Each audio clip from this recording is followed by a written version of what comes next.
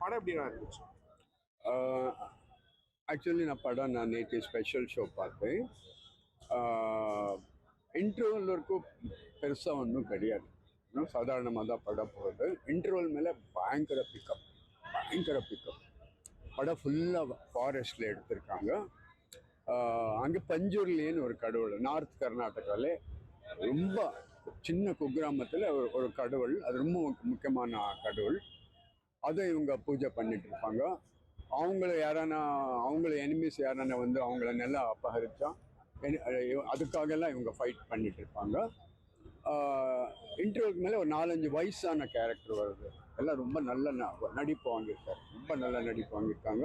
ரிஷப் ஷெட்டிக்கு இன்டர்வெல்ல இருக்க பர்ஃபார்ம் பண்ணுற மாதிரி எதுவும் வரல. இன்டர்வல் மாரி ஒரு 5-6 சீன் நடிச்சு கலாட்டா பண்ணி சூப்பராக நடிச்சிருக்காங்க.